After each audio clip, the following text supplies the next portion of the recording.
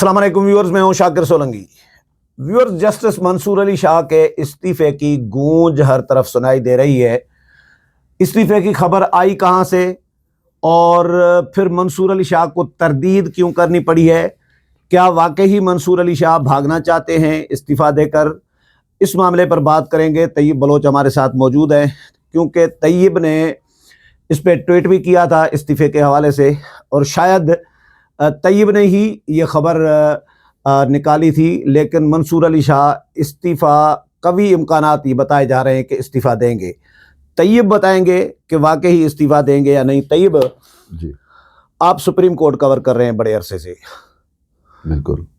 तो मंसूर अली शाह जिस तरह पहले एक्टिव थे उस तरह एक्टिव नज़र नहीं आ रहे। देखें, एक्टिव तो हैं बेसिकली, और जो उनकी डोमेन है हाँ, उसमें वो एक्टिव हैं। उन्होंने अपनी डोमेन बेसिकली अपने आप को आइसोलेट किया है, अपना एक अलग डोमेन बनाया है। जो एक डोमेन आइन का, कानून का, जो एक चीजें चल रही होती हैं हाँ, उससे वो हट गए थे। आपको पता है, नाराज कर गए थे आइन हाँ, से भी और अपने हलफ से भी। हमारा तो ये पॉइंट ऑफ व्यू रहा है हमेशा से, और तो उसकी वजह से कुछ एडवेंचर भी किए मंसूर अली शाह साहब ने। यानी एक्टिव थे तो एडवेंचर किए ना। सही।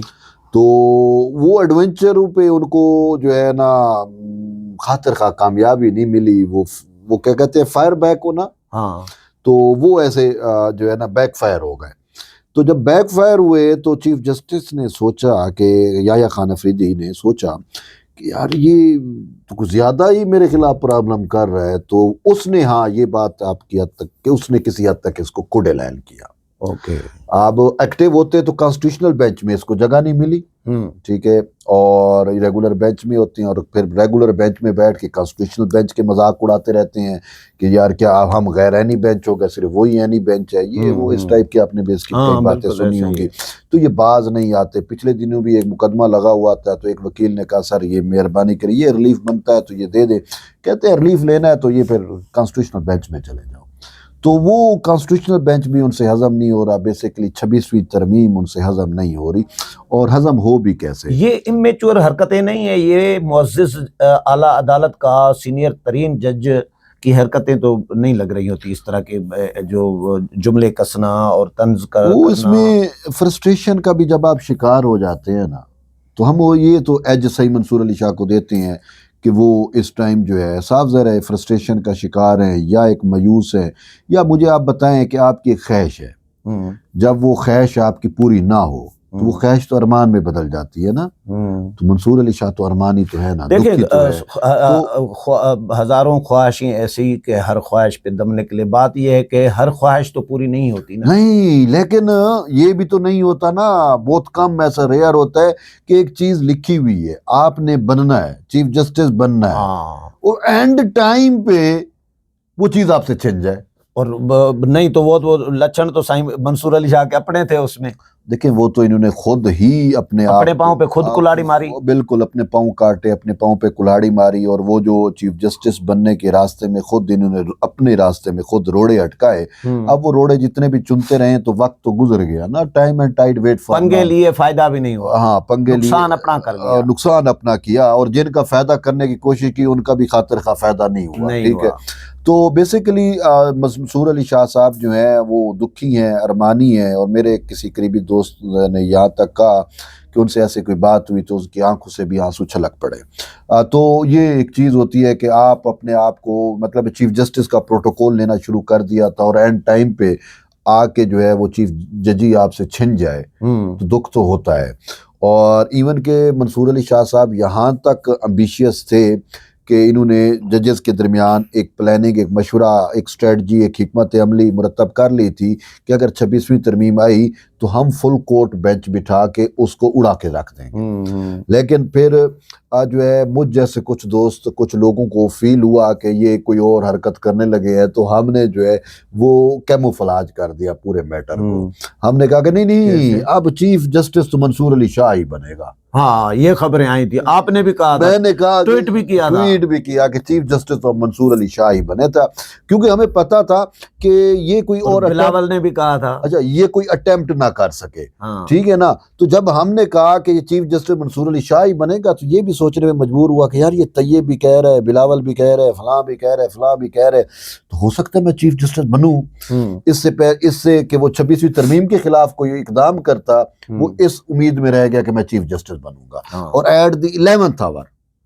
ठीक है, जब पार्लियामानी कमेटी बैठी तो पता चला कि वो चीफ जस्टिस याह्या खान अफरीदी बन गए। तो ये इस वजह से बहुत ज्यादा अरमानी है। फिर इन्होंने क्या किया कि यानी साईं मंसूर अली शाह के साथ हाथ हो गया? नहीं, इन्होंने अपने साथ खुद हाथ किया, ठीक है, अपने साथ, ठीक है। तो हुआ फिर ये कि इन्होंने ना 31 अक्टूबर 2024 को चीफ जस्टिस याह्या खान अफरीदी को बाईपास करके supreme court practice and procedure act की कमेटी बुलाई मुनीब अख्तर के चैम्बर में। खुद मुनीब और ये मंसूर साहब इकट्ठे दोनों बैठ के इन्होंने फुल कोर्ट भी बना ली। इन्होंने कहा कि ये जो 26वीं तरमीम के खिलाफ दायर दरखास्तें हैं ये फुल कोर्ट में लगाई जाए। 4 नवंबर डेट भी फिक्स कर दी कि इस डेट को समाअत हो। सही। रजिस्ट्रार ऑफिस को कहा कि इसके मीटिंग मिनट्स जारी करें और काज लिस्ट जारी करें। अब रजिस्ट्रार जो है वो अपने इमीडिएट बॉस है चीफ जस्टिस, उसके में लेके आए कि भाई आप किधर हैं, इन्होंने तो ये कहानी डाली हुई है या ये कुछ किया हुआ है। तो वो इनकी move chief justice Yahya Khan Afridi ने नाकाम बना दी। फिर उसके बाद चीफ जस्टिस कॉन्शियस हो गए, उन्होंने थोड़ा सा इसको साइड लाइन कर दिया। अगरचे इनका ताल्लुक है, दोस्ती है थी और दोनों HSN के पड़े हुए हैं, तो उन्होंने इसको साइड पे किया। फिर ये हुआ कि अब भी हमने कहा चलो, लेकिन ये फिर बाज नहीं आए। अभी परसों तक की बात है कि इन्होंने 2 लेटर लिख दिए चीफ जस्टिस याह्या खान अफरीदी को, और उसमें फिर वही जिद कि 31 अक्टूबर 2024 को मैं और मुनीब ने फैसला किया था कि फुल कोर्ट इजलास, फुल कोर्ट जो है वो समाअत की जाए 26वीं तरमीम पे। तो आपने अभी तक फैसला नहीं किया, पहले 26वीं तरमीम का फैसला हो, उसके बाद ये जो जुडिशल कमीशन के आपने इजलास बुलाए हैं उसके बाद बुलाए जाए। जब तक 26वीं तरमीम का मुकदमा समाअत के लिए आप नहीं लगाते, उसका हतमी फैसला नहीं होता, कोई भी जो है वो अपॉइंटमेंट जुडिशरी में ना की जाए। तकरीबन 31 से 32 जजेस अपॉइंट होने थे चारों सूबाई हाई कोर्ट्स में, तो ये उन्होंने अटेम्प्ट की। तो उसके बाद फिर जो है वो कल चीफ जस्टिस ने जुडिशल कमीशन में उसको एक जवाब दे दिया और वाज़े तौर के ऊपर कहा कि देखिए जी, मैं तो सही भाई मंसूर अली शाह को कहा आपके लेटर का पाबंद नहीं हूँ, मैं पाबंद हूँ आइन का, और आइन के मुताबिक 26वीं तरमीम जो है वो आइन पाकिस्तान का हिस्सा बन चुकी है। अब जब वो हिस्सा बन चुकी है तो उसके तहत जुडिशल कमीशन ने जो है वो कॉन्स्टिट्यूशनल बेंच बना दी है। अब कॉन्स्टिट्यूशनल बेंच बन गया है तो अब 26वीं तरमीम का मुकदमा जो है वो लगेगा तो कॉन्स्टिट्यूशनल कमेटी लगाएगी, ना मैं लगा सकता हूँ ना आप लगा सकते हैं। तो इसका मतलब ये है कि अब 26वीं तरमीम जो है वो कॉन्स्टिट्यूशनल बेंच में लगेगी, फुल कोर्ट में नहीं होगा। तो फुल कोर्ट से इनकार कर दिया चीफ जस्टिस ने। तो अब ये मतलब अब वो अपना समूर लेके रह गए ना। तो ये एक बात मुझे समझाएं, जब आइन बन जाता है या आइनी तरमीम हो जाती है, आइन का हिस्सा हो जाती है, तो उसके बाद उसको उड़ा देना तरमीम को, चाहे सुप्रीम कोर्ट की तरफ से हो, ये आइन को उड़ाने के मुतरादिफ नहीं है। बेसिकली तो सुप्रीम कोर्ट हो चाहे पाकिस्तान का कोई ऐसा इदारा नहीं, वो तो आइन के मुताबिक चलने चाहिए, वो आइन को ही उड़ा देते हैं। पाकिस्तान का कोई ऐसा इदारा नहीं है कि वो पार्लियामान के बनाए हुए कानून को या आइन को उड़ा के रखते हैं। लेकिन माजी में भी होता रहा है, माजी में भी 18वीं तरमीम को उड़ाया नहीं उड़ाया, वापस कर दिया था, ब्लैकमेल जरूर किया था। हाँ। अपने पास पेंडिंग रखा था, कुछ डिमांड्स मनवाई गई थी। हाँ। वो एक ब्लैकमेलिंग टैक्टिक्स जरूर थी। इसी तरीके से उमर अता बंदियाल भी कुछ कानून साजियों पे ब्लैकमेल करके अपने जज लगवाता रहा। तो वो एक ब्लैकमेलिंग टैक्टिक्स यूज करते थे कि वरना हम आपका ये कानून या आइन जो आपने बनाया है उड़ा के रख देंगे या आप ये कर लो। वो ब्लैकमेलिंग जरूर होती थी, लेकिन आज तक उड़ाया नहीं गया। हाँ, रीराइट करने की कोशिश की गई, हाँ आइन को तोड़ा गया तो वो दूसरी साइड पे उसको तोड़ा गया, लेकिन जजेस ने उसकी तौसीक की आइन टूटने की, ठीक है, या आइन शिकनों का साथ जरूर दिया। ये एक चीज़ है। और दूसरा ये है कि जो आपने बात की मंसूर अली शाह के इस्तीफे वाली, तो बात ये बड़ी गर्दिश कर रही थी कि Mansoor Ali Shah has made his mind to resign, कि चूँकि वो खुडे लाइन लग चुके थे, वो मेन स्ट्रीम में नहीं थे, चीज़ें ऐसी थी और वो रिज़ाइन पे सोच रहे थे।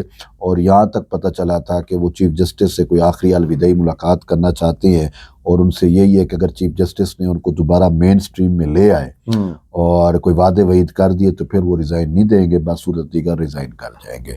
ये बात थी।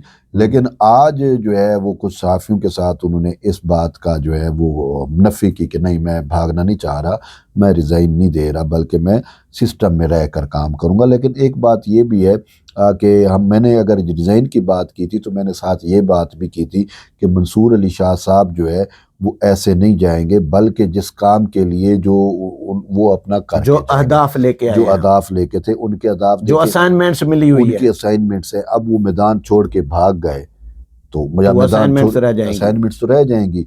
अब फिर उधर भी इसकी वर्थ और वैल्यू नहीं रहेगी। वो कहेंगे आप हमें जुडिशरी में चाहिए थे, जुडिशरी में बैठ के आपने इमरान को बेल आउट करना है, आपने फैज को बेल आउट करना है, आपने ये चीजें करनी थी, तो आप तो मैदान छोड़ के आ गए, आप तो भगोड़े हो गए हैं। तो ये भी एक एलिमेंट जरूर है। तो इसी वजह से मंसूर अली शाह ने आज उस तरफ अपना वो किया है कि नहीं जी, मैं सिस्टम में रह के ही जो है वो काम करूंगा, जिम्मेदारियां निभाऊंगा। अब वो जिम्मेदारियां साफ ज़रे आइन के तहत तो निभाने से रहे, बहरहाल जो दूसरी जिम्मेदारियां वही निभाते रहेंगे।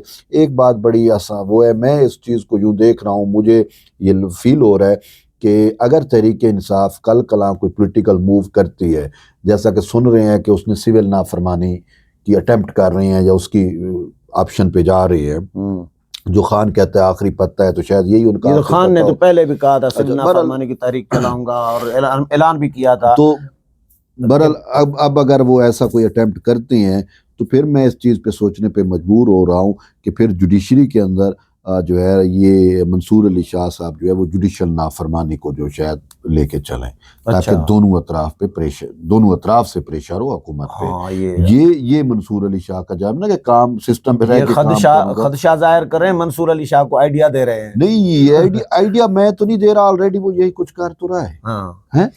26वीं तरमीम, भाई तुझे क्या लगे 26वीं तरमीम जिन दरखास्त गुजारों ने दायर की है, वो कहें कि मैं हमारा मुकदमा लगाया जाए, भाई आप कौन होते हो कहे कि 26वीं तरमीम का मुकदमा लगाओ, ठीक है ना, और फिर फुल कोड बनाओ, ये करो। इसने अपने तौर पे तो पूरा वर्क किया हुआ है ना, तो वो तो चीफ जस्टिस ने नहीं माना, उससे पहले काजी साहब ने इसकी बातें नहीं मानी, और ये जो है बड़ा एम्बिशियस है, ऐसे नहीं आएगा। मैं इसी वजह से बार बार कह रहा हूँ कि देखें ये तो इस्तीफा ये तो देगा नहीं, और हाँ बात यह है कि अगर इसके खिलाफ कोई ऐसी चीज़ें लेके आ जाती हैं तो फिर शायद ये भाग जाए कि इज्जत बचा जाओ। लेकिन अब तो ये इज्जत सादात से भी गए, सॉरी टू से।